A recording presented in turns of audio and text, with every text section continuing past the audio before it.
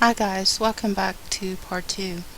Actually, where I left off, part 1 was about, I was talking about the Red Cross and its connection with the NATO Summit, basically with all these organizations together, and are they planning a false flag in Chicago, and why the mass exodus is my question.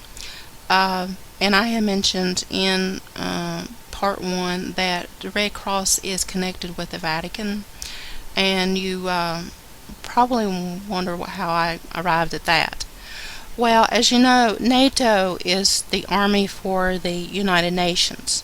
So if you want to keep that in mind about all these organizations that are all coming together, which is your NWO, New World Order, soon to be One World Order,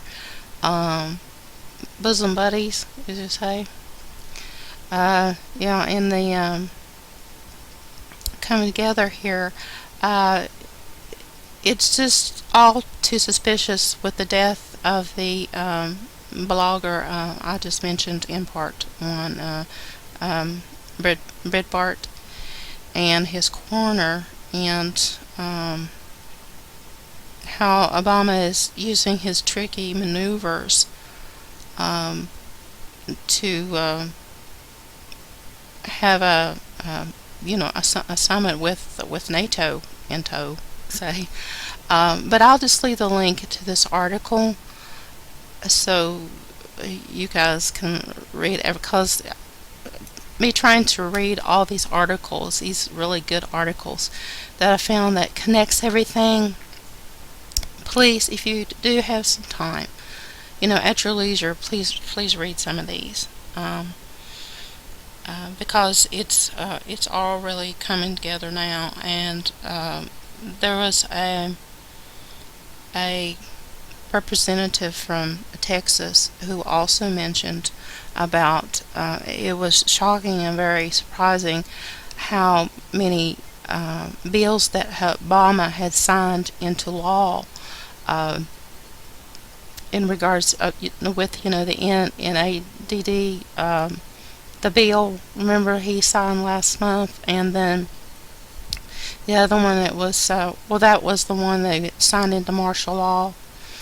And so it's like he signed martial law in peacetime, which didn't really make sense to me. But okay, there you go.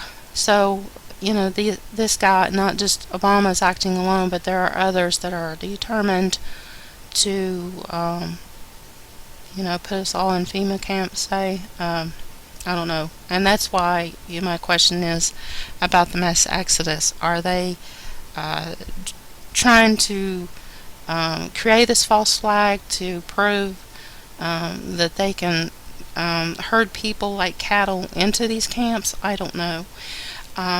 Because I also found some other interesting information that could be a possibility that they may happen, because there have been talk about it.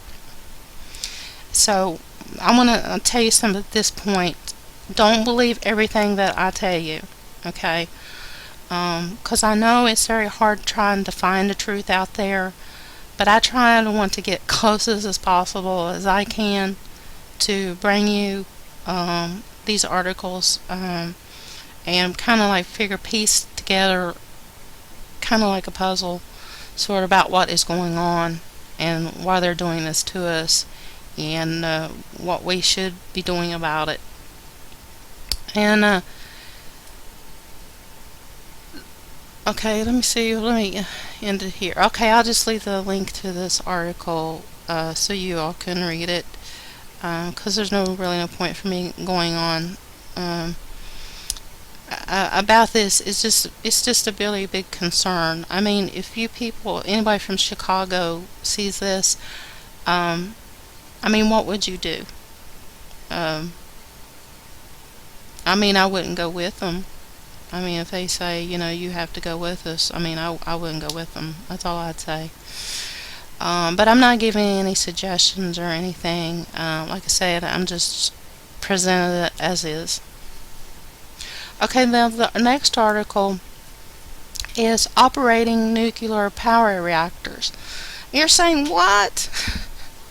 Okay, now the reason why I really brought this up is that, just in case, whatever they're trying to plan, like I said, it had been brought up before in circles, in regards to power reactors and with the New Madrid fault, and which I had brought up myself in past videos about the New Madrid fault line.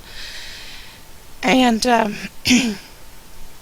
think it was next month there was also an eclipse, a lunar moon, a partial lunar eclipse, and I'll bring that up again shortly. It's a blood moon, and it's in the, that I had also brought that up in a video regarding blood moon, that it always, there is a blood moon to appear when there is going to be a war or famine. So just give you a heads up there. That will occur on June the 4th. So that's just about, a month away now. But I have some other events I need to bring up to let you all guys know. Just for some information, basically, just to let you know what is going on.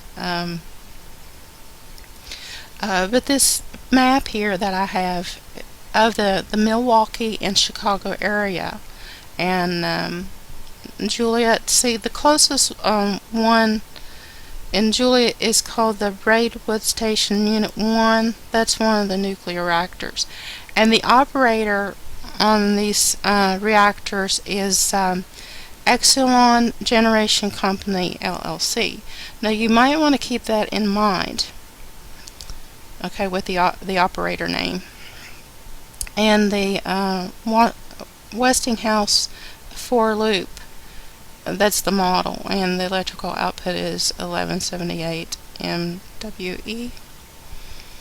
I think that has to do with Westinghouse, but there's Station 2, which is closer to Juliet, but near Chicago.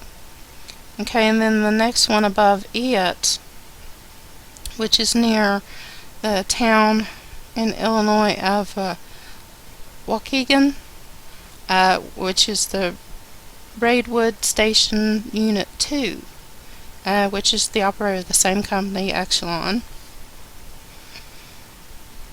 And there is just so much of a cluster here in Illinois and the along the Great Lakes here. And that brought to mind that prophecy that was given by Dr.